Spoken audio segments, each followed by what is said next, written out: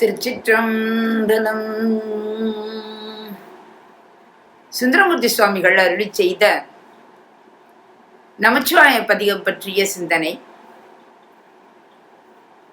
நற்றவா உன்னை நான் மறக்கினும் சொல்லும் நான் நமச்சிவாயவே என்று ஒவ்வொரு பாடலிலும் என்னுடைய இந்த நாவானது ஒரு நாளும் மறவாமல் உன்னுடைய நாமத்தை சொல்லும் என்று உறுதிப்பட காட்டியிருக்கிறார்.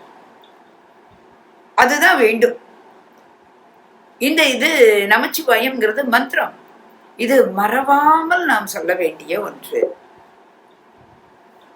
மா தவம் செய்த இந்த தென்திசை வாழ்ந்திட தீதில்லாத திருத்தொண்ட தொகை தர இந்த மண்ணுக்கு வந்தவர் நம்ம சுந்தரமூர்த்தி சுவாமிகள்.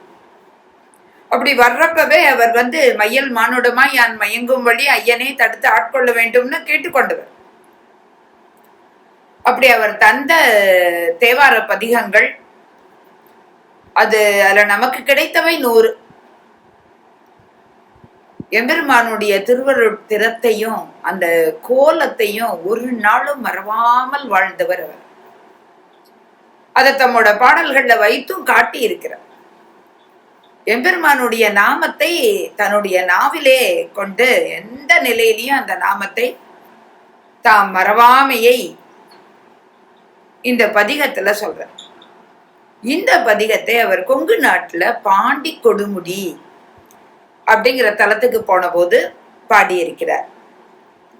பிரம்மன் வழிபட்டு சிறப்பு உடைய இந்த தலம், அந்த தலத்துக்கு அவர் சென்ற போதுதான் இந்த பதிகத்தை நமக்கு அருளி செய்துள்ளார்.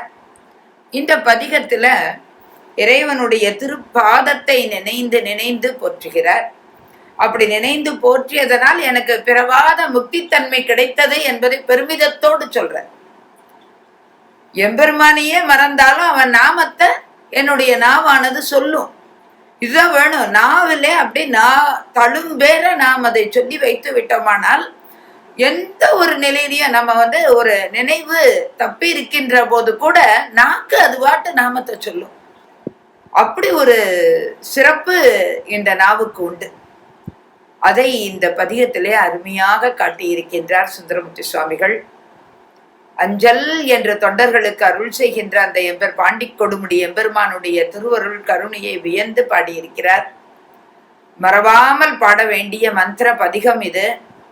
இதுதான் நமச்சிவாய பதிகமாகவும் இருக்கிறது.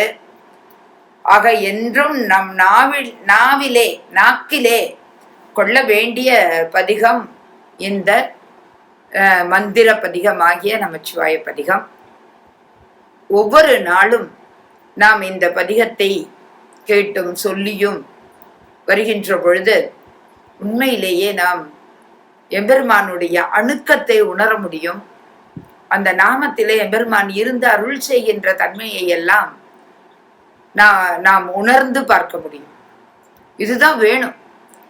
இறைவனுடைய அணுக்கம் இருக்கின்ற பொழுது நமக்கு எந்த இடர்பாடும் இருக்காது.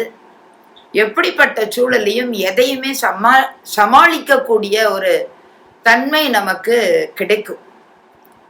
அப்படி பல நன்மைகளை நமக்கு தருகின்ற மந்திர பயனை நமக்கு ஊட்டுகின்ற இந்த பதிகத்தை நாம் நாளும் சொல்ல வேண்டும். இந்த பதிகத்தில் உள்ள ஒவ்வொரு பாடலினுடைய விளக்கத்தையும் நாம் தொடர்ந்து சிந்திப்போம். திருச்சிற்றம்பலம்.